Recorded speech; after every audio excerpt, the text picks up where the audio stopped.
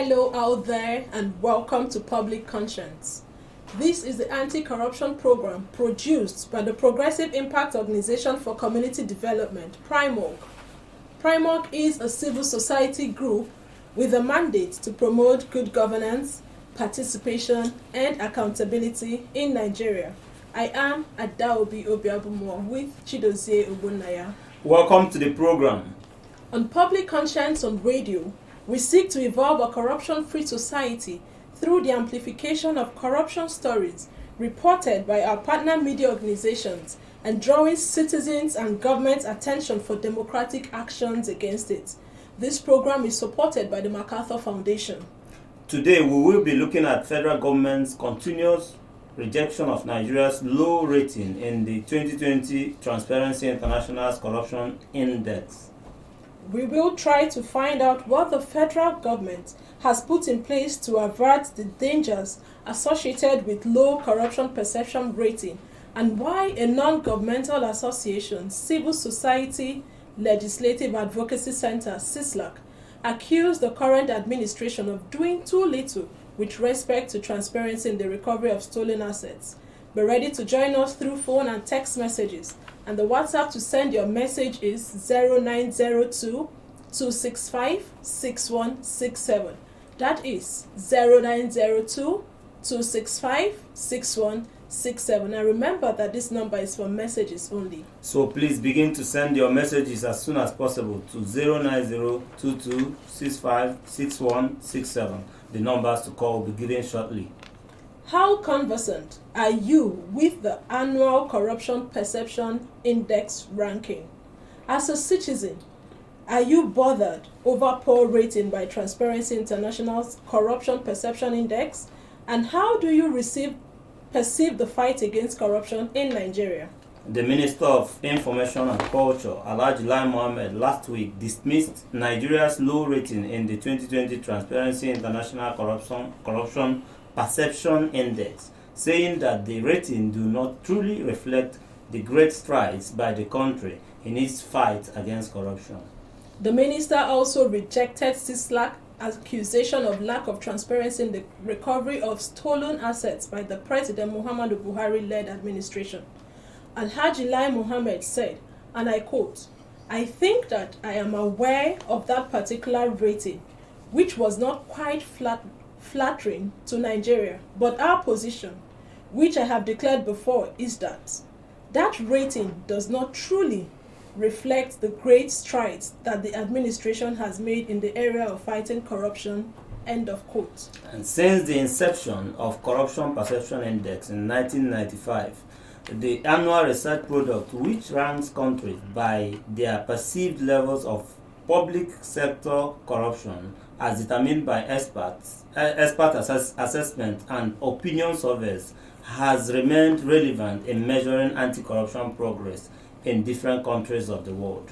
Nigeria has never occupied an enviable position in the Corruption Perception Index rating since signing up for it. However, Nigeria had its worst rating last year when the corruption rating increased to 149 in 2020 from 146 in 2019, despite the government's sworn resolve to fight corruption.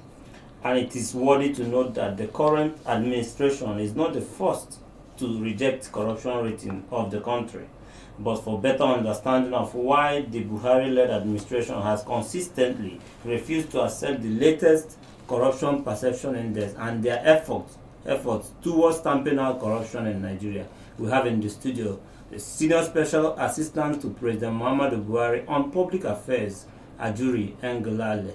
Welcome to the program. Thank you very much for having me. Good morning to you and good morning to our listeners. And also joining us here is the Program Officer, Anti-Corruption, Civil Society Legislative Advocacy Center, CISLAC, Samuel Asimi. Welcome to the program. Thank you very much for having me, and thank you all listeners. And we'll start with Samuel Asimi.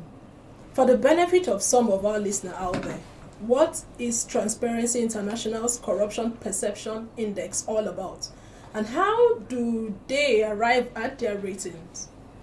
Thank you very much for that. CISLAC is also the national chapter of Transparency International in Nigeria. Moving on to the Corruption Perceptions Index, this is a composite data that's analyzed by Transparency International in Berlin, and it actually measures, of course, corruption perception of countries. I'll break it down a little. So the CPI has two scores. So one is the score itself, which is from 0 to 100. Then another is the country ranking, where countries are ranked. So the score has 0, which is very corrupt, then 100, which is very clean. While on the ranking, countries are ranked from 1, which is very clean, down up onto about 180 for this year.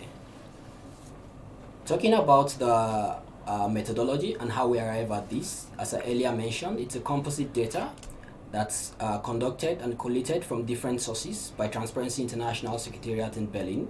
For the 2020 CPI, 8 sources were used. So you have sources like the Bertelsmann Foundation, the World Bank country indexes and all that. So these 8 sources, we get indicators measuring corruption, measuring bribery, measuring, of course, the justice, the rule of law, and different other indicators related to corruption. And then they are aggregated at the Secretariat, Transparency International Secretariat Berlin, and this now forms the score of different countries, and then these countries have been ranked.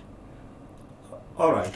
So what are the identifiable reasons why Nigeria dropped on the 2020 perception index, and why should citizens be bothered over corruption perception of the country? Thank you very much once again.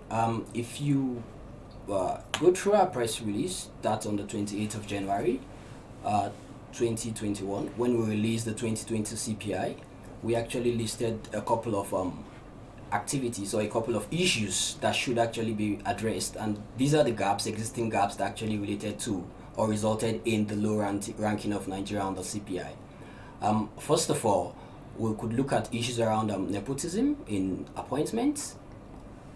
Precisely, that zooms down to we had a case around the judiciary that's about a year ago, where we had a couple of judges being nominated by the NJC for appointment, and a couple of these, I think about 8 or 9 of them, thereabouts, were kids or relatives of either retired or serving justices of the Supreme or Appeal Court. So this is like one of the instances. Then the other, you could look at it around the fight against corruption. There was a lack of coordination and synergy amongst the anti-graft agencies. This was really missing. And the issue of asset recovery, which you've also rightly pointed out in your introduction, this is also an area where we really feel Nigeria lagged behind. I mean, a testament to this is the circumstances surrounding the suspension of the former acting chairman of the Economic and Financial Crimes Commission. Part of the allegations reported against him was that he mismanaged recovered assets under his purview. And if you go back in time, Nigeria has actually signed up to the 2016 London Anti-Corruption Summit. We signed up to, of course, having like a legal framework to manage recovered assets. 2017, December, we were at the GIFA, Global Forum on Asset Recovery. We also signed up to having these frameworks and, of course, a central register. Just to zoom down how this is an issue, you and I now don't know the amount of assets recovered in Nigeria as it stands. So we have different agencies. We have the EFCC, we have the ICPC, we have even the NDLEA, we have the Customs, we have the Police, we have the Code of Conduct Bureau, whole lot of them. You drive around Abuja, you see buildings, EFCC, keep off, EFCC, keep off. We understand some of these structures can be in interim for features and some final for features because these matters are in court. But then our position is that if there is a central database or a register which would actually manage this, where you and I can just log on to and click and say, this is ABC, this is what's happening to these assets, this is the progress, then this is the status of it. We don't have that, and that's an issue because it creates it creates a scenario. It's a risk itself because these recovered assets can also be reloaded. Yeah. Okay. Secondly, still on the issue of asset recovery, you could zoom down on the issues around the Ibori loot. There are controversies around how this should be managed and how this can be managed. You have the Delta State saying this should come to them. You have the federal government saying it should be used for roads, of course, in like the Lagos-Ibadan Expressway. Now, the problem with this is Nigeria doesn't have a template for managing recovered assets. When I say a template, we could say like a legal framework. So we don't have this. So you see the Abacha loot that came a bit earlier. This was used for the conditional cash transfer for the poorest of the poor. Then again, we have the Ibori loot, which is for roads. So you see, it's a bit confusing because, I mean, I don't want to go into issues around the customs, recovering rice at the border, and citizens not even knowing what those are being used for. So if we have a framework, which is what CISLAC, Transparency International, and other organizations are calling for, a legal framework that says X, Y, Z should be done once an asset is recovered, I think this is it. So these are some of the issues. As we go on, I think we'll highlight some of them. You've raised a whole lot of issues, and thank God we have a jury in the studio with us. President Muhammadu Buhari and some members of his cabinet have never hidden their resentment over the 2020 Transparency International's corruption ranking in Nigeria, which is worst since 2015. How would you react to this rating? Thank you very much. I think resentment is a very strong word. I don't think there's a lot of sleep lost over some of the inaccuracies contained in these reports. I think my good friend, I've listened very carefully to him. I want to thank him first of all for participating in this program and for the work that CISLAC does, because the truth is that every government around the world requires people who are sponsored to look into the affairs of government and ensure that the right things are done as much as possible. So let me start by saying that my good friend threw a lot of issues. Different angles, even down to customs and rice smuggling and things of that nature. The reality is this.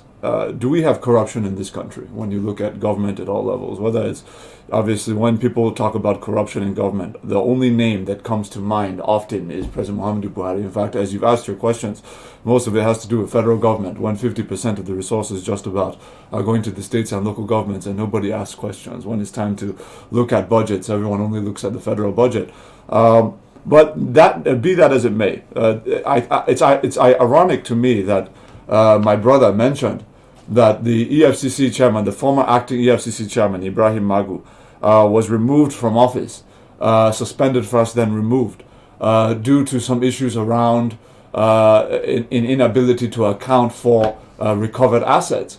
It's ironic that on the one hand, we're saying that that there's a failure to fight corruption in the country, and on the other hand, we are admitting that that President Muhammadu Buhari's administration has taken action against a potentially corrupt former acting EFCC chairman. I think that's an ironic and contradictory position. But in addition to that, I would say let's look at the issues as they are. I like the fact that when you refer to this report, you did refer to it rightly as a perception index, right? What is perception? Perception means this is how I see you, this is how I view you. I can say that my favorite, the best government official in the world is President Muhammadu Buhari. I could say that, and I could say that based on the fact that may be my perception. Now, the reality may be that it could be Barack Obama or someone else in the world, depending on what your opinion is. So the reality is that perception is not reality. Perception is shaped by a whole bunch of factors that are even out of the control of any government. Some of them have to do with civilian perception around government activities over the course of the last 50 years. And some people find it difficult to separate one government from another government. With that said, I want to deal with facts. I don't want to deal with emotion, sentiment, or perception. What are the facts, and what do they say? If you look at EFCC, what EFCC has recovered in a 10-year period from 2009 to 2019, and I ask any Nigerian listening to this program to verify and challenge what I'm saying. 2009 to 2019, the EFCC recovered about 1.28 trillion naira. That is naira recoveries, though. It's not including dollar recoveries, euro recoveries, landed properties, and physical assets. Only naira recoveries. 1.28 trillion naira between 2009 and 2019, 10 years. Now, out of that 1.28 trillion naira that was recovered by the EFCC, between 2009 and 2015, which is the first 6 years of that 10-year period, less than 300 billion was recovered. From 2015 to 2019, the last 4 years out of that 10-year period, 939 billion out of 1.28 trillion was recovered. That is almost, that's about 3 times, plus, that's more than 3 times the amount recovered during the previous 6 years. Facts don't lie. So I like to stay in the realm of facts and figures, not in the realm of, oh, this is my feeling. Oh, because Nigeria has had corruption scandals over the last 50 years, Nigeria can only be corrupt. No. We have to acknowledge progress. So now, I want to just land my points as my friend was allowed to. The issue here is this. Aside from the fact that you're dealing with perception, aside from reality, and that we can cite the data, I've just mentioned EFCC recoveries, which is irrefutable. That is irrefutable evidence. Again, I'll also cite what has happened in the Federal Civil Service. What happened when President Muhammadu Buhari took office? Is he not the president? And was this not the administration that put in place the fullest measure of implementation of the IPPIS to the extent that we were able to uproot over 50,000 ghost workers in the Federal Civil Service alone, saving the nation over 200 billion naira annually that was going to ghost worker cartels, retired bureaucrats, retired permanent secretaries and directors who had built up a directory, a base of ghost workers that they were being paid directly into their accounts, and then they siphoned the money out. 200 billion a year we were losing. We're not losing that anymore. When President Muhammadu Buhari took office, is he not the president that put in place the fullest implementation of the Treasury single account? I believe it was September 2015 that he issued the directive to all federal MDAs that they must send all resources in the private deposit money banks in the country, close those accounts. But did this start with President Muhammad Buhari? No. The TSA as a concept, as a program, did not start under President Muhammad Buhari's administration.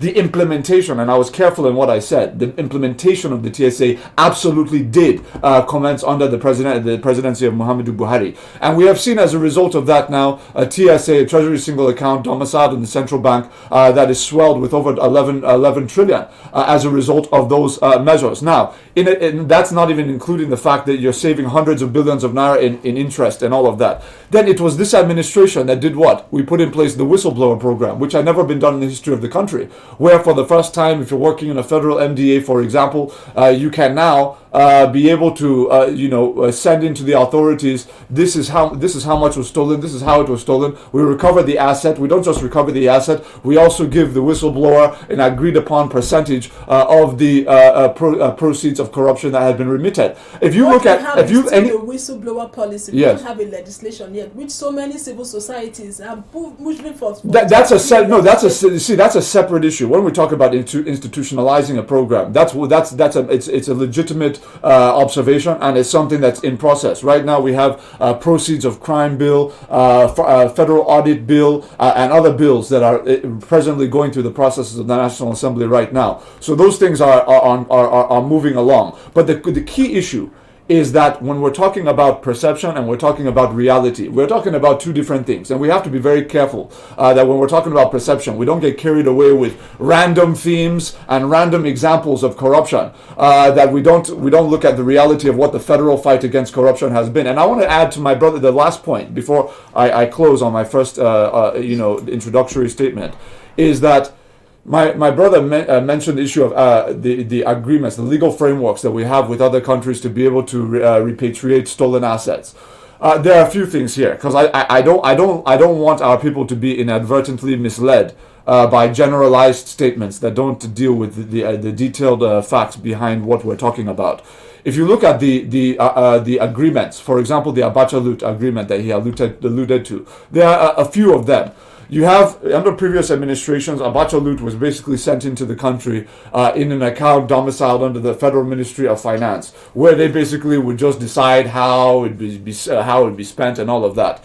What you now have is a situation under President Muhammadu Buhari where the first one under his administration was sent into the conditional cash transfer program in agreement with the authorities over the jurisdiction that fund came from. It was now agreed upon with the World Bank that it would go into a jointly sponsored fund that would see to the payment of 5,000 naira to the most impoverished rural families across the country under the conditional cash transfer program. Then the second one, now under his administration, the second one has now been the $311 million Abacha-Lut that came from the Jersey authorities.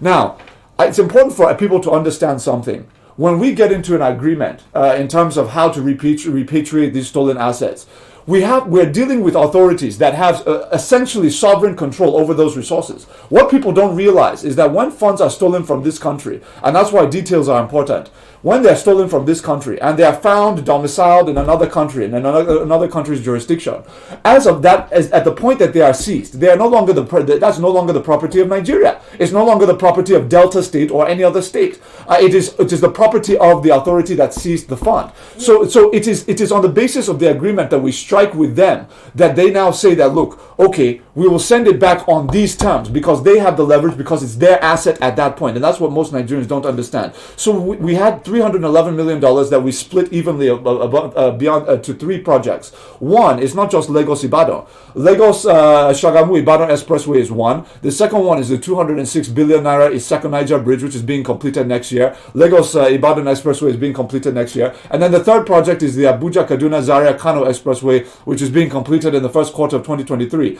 Two out of 3 of these roads have been in the works for 45 years. So all of that said, there is a framework through which these funds are being utilized. It's being done through the multi-party arrangement with the U.S. government, the authorities in the island of Jersey, and the federal government of Nigeria, and even with the Ibori loot with the U.K. now. They are the ones who determine how these funds will be utilized. We worked with them, and we've agreed that it will be sent to the Second Niger Bridge, which includes Delta State. What you said, that reality is different from perception. That's right. But one of the identified shortcomings of is lack of transparency in the fight against corruption. Are we transparent enough? Now this is a legitimate question, and that's why I said when we looked at the fact that we have just sacked, and not just sacked, by the way, but went through a very full and transparent public investigation of an acting EFCC chairman, which we have never seen before in our nation's history. To see an EFCC chairman grilled, interrogated day after day in a public setting before. But do we have the report of that panel? Fantastic. No. But the report is not yet out. Oh no, but this is the thing. So first of all, that's an ongoing process. Number one, in terms of making those some of those findings out and open to the public. But secondly, because you can't prejudice the court, can you? I don't think anybody would argue that it's a good idea to send stuff out into the public domain without first going through the judicial process. So that's just illogical. I think the second thing is the president who took the decision. If the president has, by the way, the intelligence that's not in the public domain is before the president. The president also has the prerogative as the president. We'll get back to you. No, my sister, how can you ask me a question and now allow me to finish now? You asked me about transparency. I'm almost done. I can assure you, give me one more minute. See, this is the thing. The president removed him on the basis of the intel that he had. But are we transparent enough? No, but that's the point that I'm making, is that we would not have even sacked this man if there was no issue at all with the management of recovered assets. That means transparency. No. I'm saying that it is indicative of the fact that we have had problems within that institution of transparently managing the assets. We're not in the business of sugarcoating. There are problems. So now we're here to solve those problems, and that's what we've done with that step. All right, let's get more from Samuel. Sislak accused, you mentioned it before, but Sislak accused President Muhammadu Buhari of not doing enough to fight corruption, despite promises to fight corruption. What are the events that made Sislak come to this conclusion? Thank you very much for having me once again, or for giving me another round of questions, and I hope I do get enough time to, of course. I took as much time as you did, my brother. It's just that I got more information out. That's just all. Lay down the issues. So now, talking about this issue, I think first of all, I'll look around legal frameworks, and I think this is one thing Sislak has been advocating for. We shouldn't have short-term fixes and short-term solutions. Now, I would come with the Proceeds of Crime Act. In the previous assembly, it was under Proceeds of Crime Act. It couldn't be passed. Now we're looking at it's being called Proceeds of Crime Management Act. That's POCMA. We are still looking at how to get this passed. Why is this very important? This is important because it would actually give us a framework to manage recovered assets. Just to touch base with the issues my brother here mentioned, he talked around the sack of the former acting chairman, suspended acting chairman as an indicative point. No, that's his position, and that's fine. Now the issue is, moving forward, what do we do? If he says part of the allegations against him are that there was no framework, if we all know that part of the allegations was that there was no legal framework to manage this, is the legal framework in place?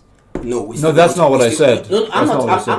I'm coming. Okay, because I didn't say that. If no, you're not saying. Okay, if we have a gap around legal framework, if we have a gap, an existing gap, we should also look at how to solve this gap. Because once we don't do that, we have issues. This government has been making recoveries of assets. Like CISLAC actually gives it to them. We tell them they've been making credits to their credit. But now the issue is, even last year, in June last year, the EFCC said it had recovered, I think, about 980 billion naira within 5 years. That was to celebrate the Democracy Day. The challenge now is, what has been done to this? Do we have a central, which is still what we still talk about, do we have a central register or a central database where we can check all these things? That's the problem. So we have different agencies recovering assets at separate ways, but we don't have a central database. The Ministry of Justice initiated some moves and actions to have a central database, but you and I as citizens can't access this database. So this is also a challenge. Moving on to other issues around, you look at, issues around corruption in the public sector.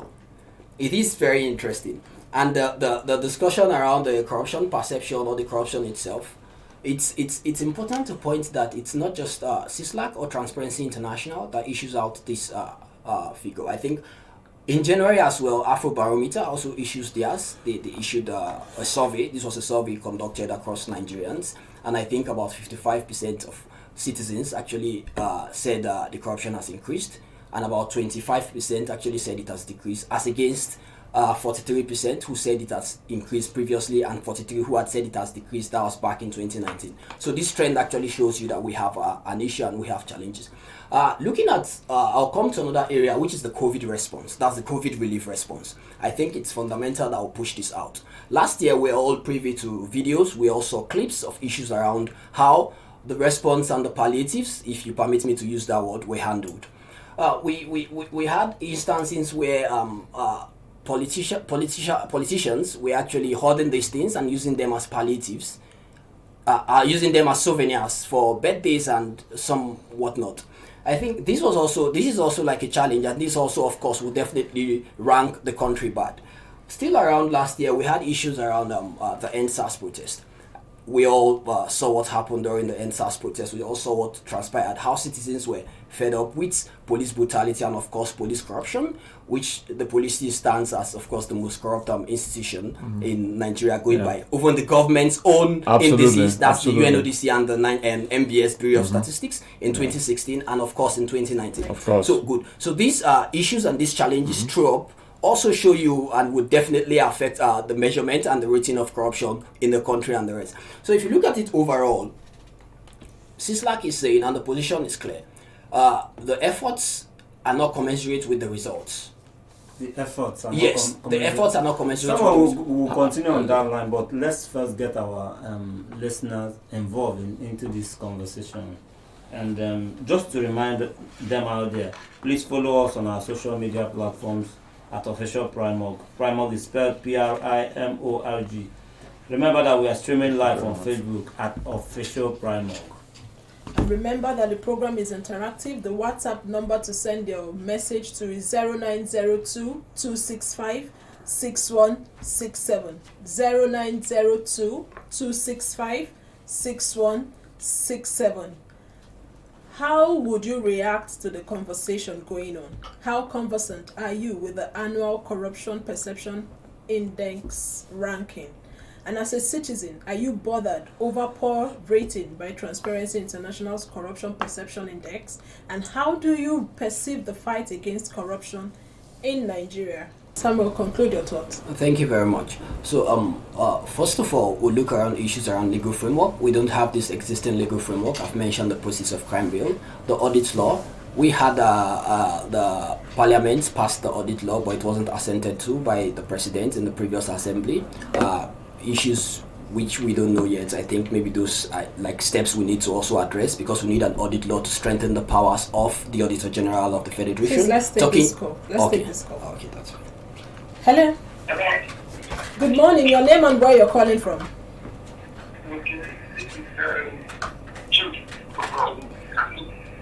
Chooks, let's hear you. Yes, I want President Ghana to respond to the issue of the only time which is what has brought Nigeria into where we are now. Only nepotism. Nepotism move of the president. You cannot carry on the people from one side and then saturate the whole government with such kind of bias appointment and expect the result. A doctor, no matter how efficient a doctor is, cannot operate on himself or herself. You cannot use people that have kind of support for whatever Boko Haram and these bandits are doing to fight them. You cannot use somebody that has a soft spot for people from the south talking about Biafra and to quench whatever the agitations are. If you want to stop it, another doctor, kitchen doctor will have to do that when talking about medical needs. Okay. Thank you so much. You've made your point. Ajuri will respond to that. Thank you. Just hold on. Okay, I should wait. Okay. Hello. Good morning. Your name and where you're calling from? My name is Paula. We are calling from Africa. Let's hear you. So, my own issue is actually around this whistleblower policy of the thing. When the government came up with the policy, it was very interesting on paper and all that. But we all know for a fact in Nigeria what has happened to the whistleblowers. There are cases of the economy, there are cases of the ended. You will see the stories of what these whistleblowers go through. And you think another person will be willing to come out and blame whistle? I think this government needs to do better. We don't want this government to succeed because if this government succeeds, Nigeria becomes better for all of us. But they are not helping the matter. Okay, thank you so much. If the government succeeds, Nigeria succeeds.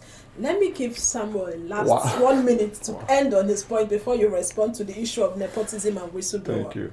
Okay, I was running around the issues, and I think I was talking about legal frameworks. So we don't have the proceeds of crime legal framework. We don't have any around the audits to strengthen the powers of the Auditor General, and I think that's very important because if you look around the conditions Nigeria signed up to before receiving the rapid financial instrument from the IMF, one of them is actually that an audit will be conducted 6 months after the fiscal year by the Auditor General of the Federation. And as it stands, the powers of the Auditor General can't actually conduct audits across all agencies and MDAs, so it's a bit limited. So I think that's something that needs to be strengthened. And just around, we could also talk around the whistleblower legislation. It's actually missing. What we have now is a whistleblower policy that just looks around recoveries of funds, and it's actually the one domiciled in the Ministry of Finance. When we talk about a proper whistleblower framework, we will look at one that also factors in the protection of the whistleblower and ensures that, of course, the whistleblower is not victimized within their place of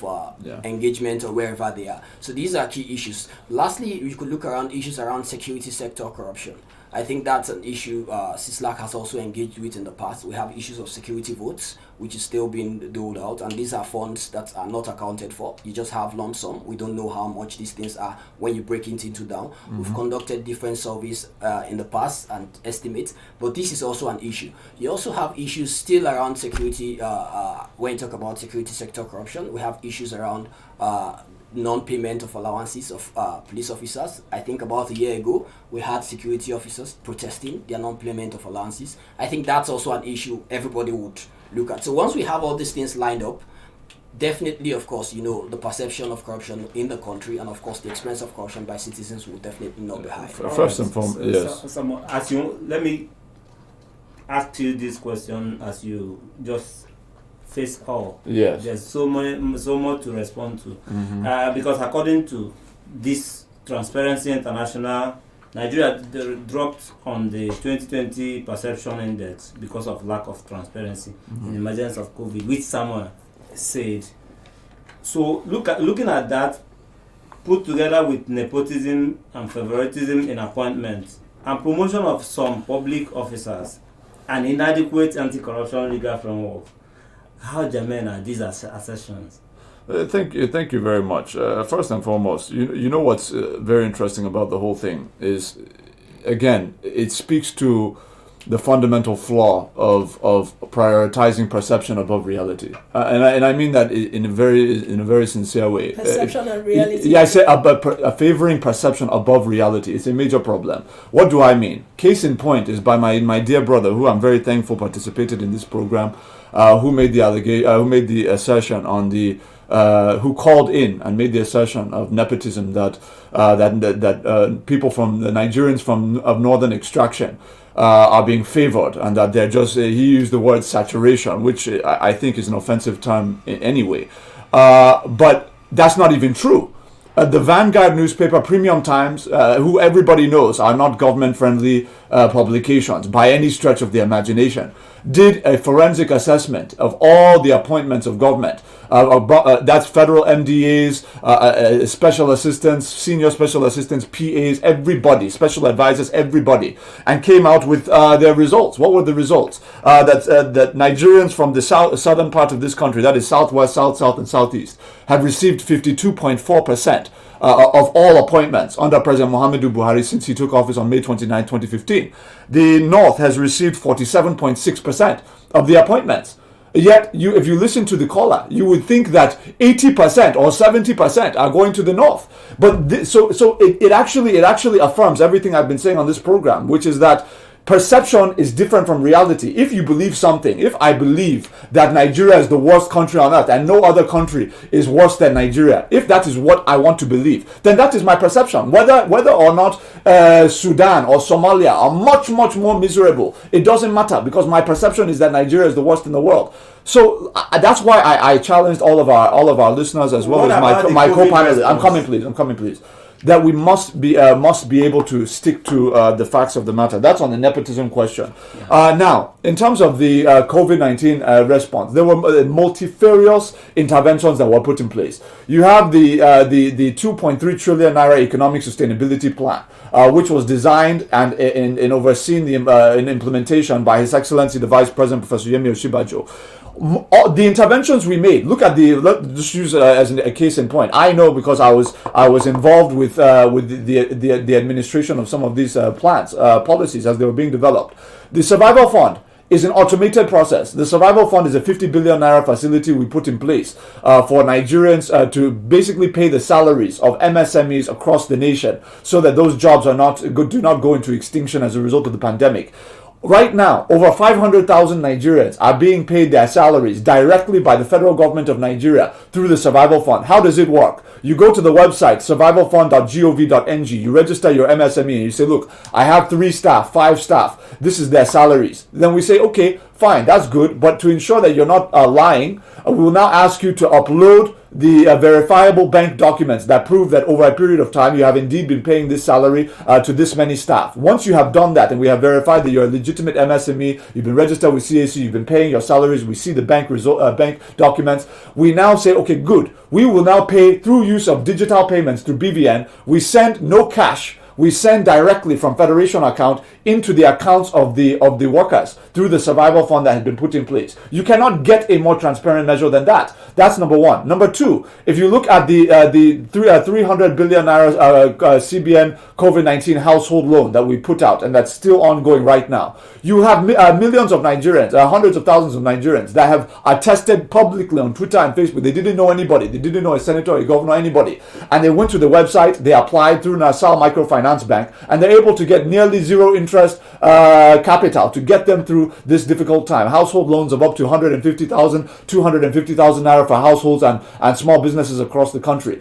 It is this administration that leveraged on ICT in the administration of our social investment programs. Empower. You have to go to the portal and register. It's not about who you know or what you want to do. If you want to get involved in the homegrown school feeding program and many others, it's not about who you know or what you do. We're meeting you in the communities where you are. So I think anybody saying that we, in our COVID-19 relief process, we've not been transparent, it's another example again of perception being general misinformation being more important than the facts of the matter. COVID-19 palliatives. I'm sorry? The distribution of COVID-19 Now, see this. Now, this is broken down into basically 3 categories, right? When you talk COVID-19 palliatives, which the Survival Fund is actually part of, if you want to call it palliative, that's part of it.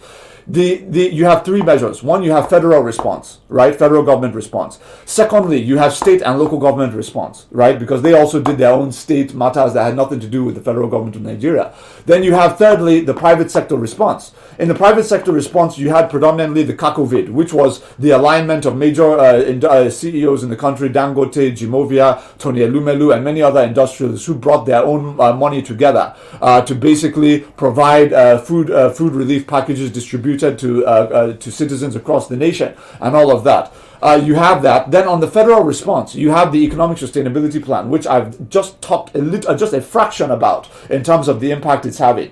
Then you have the state and local response, which again, a big part of the challenge that I think my brother at CISLAC has is to go deeper and look at, okay, if Nigeria has 100% resources and 50% are going to state and local governments, why are we never asking questions about state by state budgets? Why are we never asking questions about what states are doing with half of the nation's money? I think that's extremely important, because when we talk about COVID-19 relief, that part is often left out. And the last point I want to make on the issue of authentication or the validity of the findings of some of these institutions, I think it's very fair to also take cognizance of the fact that as of today, one of the co-founders of Transparency International, right, that of course that provided this report that we're now talking about this morning, is a presidential candidate in this country, a Nigerian presidential candidate who did not make it through the end of the electoral process.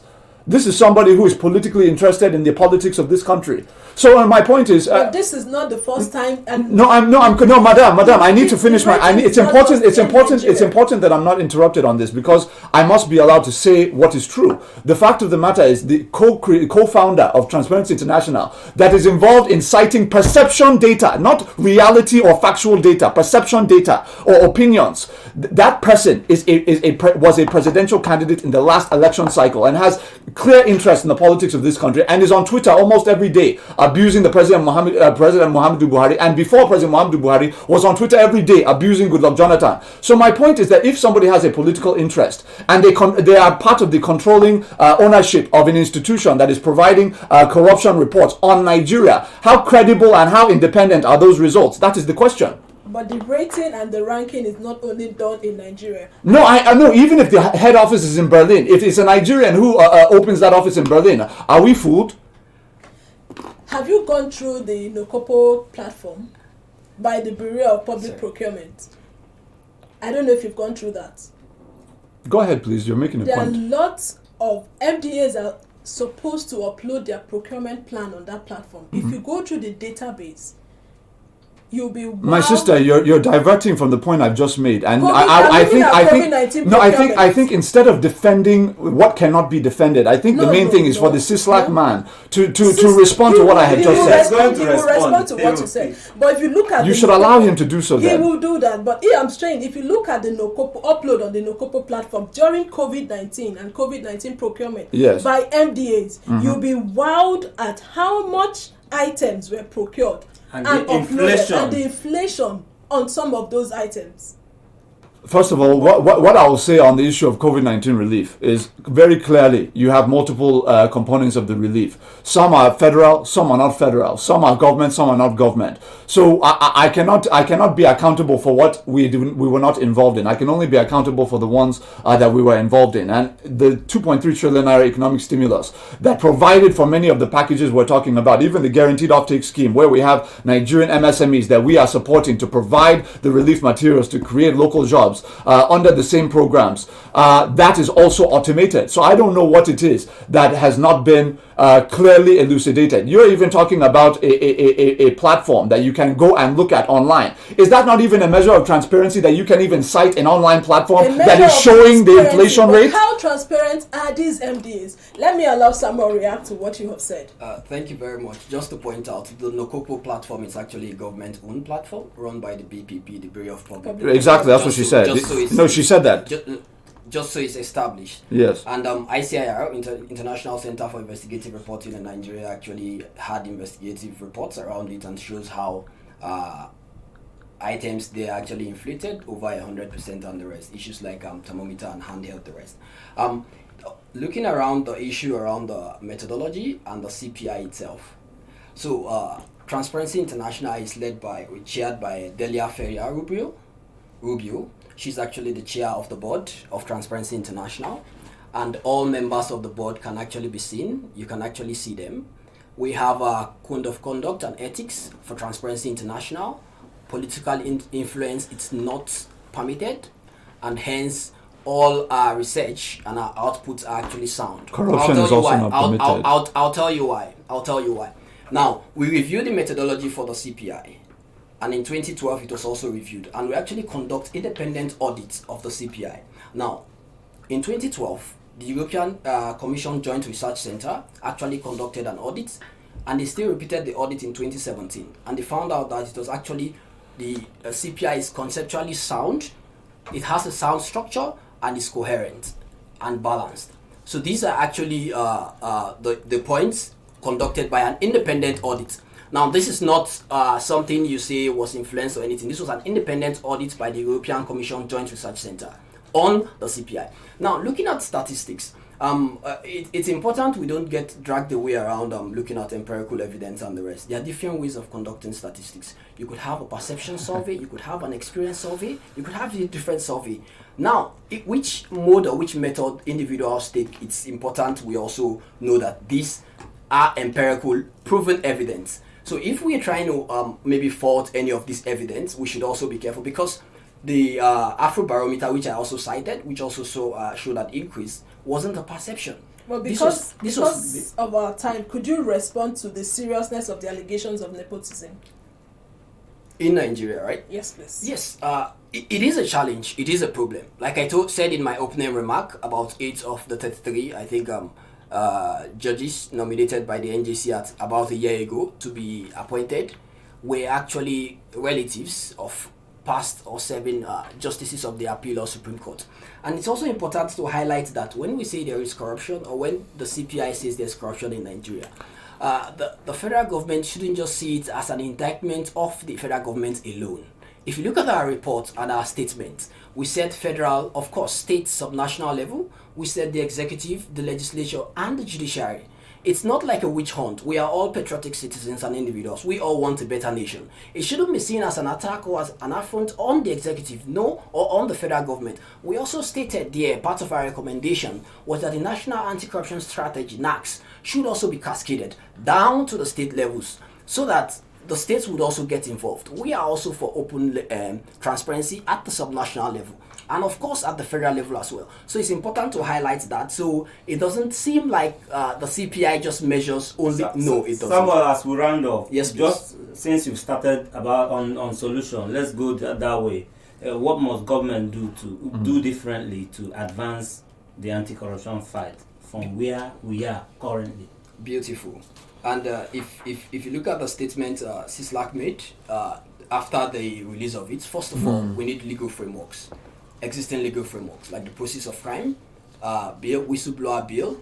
We all need these legal frameworks. The audit bill, we all need this legal framework existing, so that we all can tell. I mean, even my colleague here, if I ask him how much has been recovered so far by all the agencies recovering assets, he wouldn't actually know. No, that's not true. I can get that information and give it to you. That's not a problem at all. From all the agencies recovering assets, he would have to go and get back, right? But you and I now are citizens. If there is a one-stop portal, we could check for all the recovered assets across that has been recovered. There will just be an online portal. You just click and you see all the information. You know, that will actually stop citizens' misconception of saying, okay, what's happening to these assets? That's transparency. Two, absolutely transparency. Secondly, we should just to wrap up in 1 minute, please. Oh, okay. Anti-corruption agencies should be independent. They shouldn't be politicized, anti-corruption agencies, and they should work in synergy, in the sense that they should complement each other. There shouldn't be maybe any break. They should complement each other. Issues around the security sector, it should be reformed. Security votes should be eliminated. Then the National Procurement Council should also be implemented in line with the 2007 Procurement Act. Moving forward, also, we should have legislation around whistleblower that would cover for these areas, and we can also have the national anti-corruption strategy. It should be activated at the subnational level. The judiciary itself should also help in the fight against corruption by ensuring that, of course, corruption cases are speedily attended to, and these are also tried. All right, because of our time, thank you very much. But let's get the last take of Ajuri in 1 minute. Thank you very much. On the issue of the justices, the NJC obviously is an independent institution. And we have to understand that the irony of the situation on that is that if President Muhammadu Buhari begins to interfere in the workings of independent institutions, we will say that that is corruption. And if we allow them to do their own thing and something is there, they will say it's the administration of President Muhammadu Buhari that's doing nepotism. So it's kind of a loss-loss there. I would say that on the issue of the judges, I don't think being the son of a former jurist should disqualify you if you're an excellent and meritocratic judicial officer. That to me would be very wrong. I think if you happen to be the son of a former, look at the US where you have fathers and sons that were presidents of the United States. Does that now mean that that's a nepotistic country? That's maybe somebody else's position to analyze. But I would just say this. At the end of the day, all of us want a better country. I would just challenge all of our listeners today to really look at the facts, because the reality is, if you go around this country today and you ask Nigerians, is there corruption in Nigeria? Almost 100% would tell you there's corruption. But that's not the question. The real question is, are we improving? Are we fighting corruption in the country? And I think most people would say yes. We have had APC officials under this administration, 2 APC senators and former governors have been sentenced to 10-year terms in prison for corruption. These are people that know the president. So my point is, we have work to do. We have a ways to go. But anybody suggesting that the anti-corruption war has not progressed under President Muhammadu Buhari is not basing their assessment on fact. They're basing it on misinformation and perception. So you maintain that the rating is unfair to the government? I've already talked about the credibility of TI and the co-founder, but that's for others to assess. Our time is almost up, really. Yeah. Thank you very much, my brother. We must go. But please visit the news page of our website, news.primorg.org. That is news.primorg.org for all the details of our reports and interviews. Visit our website, primorg.org, to get all the information about Primorg. And you can watch our videos on Primorg TV, our YouTube channel. Please subscribe to get reminders when we have a new post. And we sincerely appreciate our guest, the senior special assistant to President Muhammadu Buhari on public affairs. My sister, I'm still waiting for a rebuttal on this TI co-ownership, the presidential candidate matter. Nobody responded to that. I'm waiting for that. I made it very clear. He responded, but our time is up. It's all right. Sincerely appreciate Thank you very much. TI is not influenced by anybody. We have a board, we have a management. You can check them out on the website, and they're all there. Okay. We appreciate you, Ajuri Engalale, and the Program Officer Anti-Corruption at the Civil Society Legislative Advocacy Center, CISLAC, Samuel Asimi. Public Conscience on Radio is supported by the John D. and Catherine T. MacArthur Foundation, committed to building a more just, verdant, and peaceful world. Get more information about the foundation on its website, macfound.org. Join us again here next week for another episode of Public Conscience. And remember to follow us on our Twitter, Facebook, and Instagram at Official Primorg. I am Chidozie Obunaya. And remember that you can give us information or hints about corrupt acts through our phone 0902-265-6167 or info@primorg.org. I am Adaobi Obiabumo. Stay safe.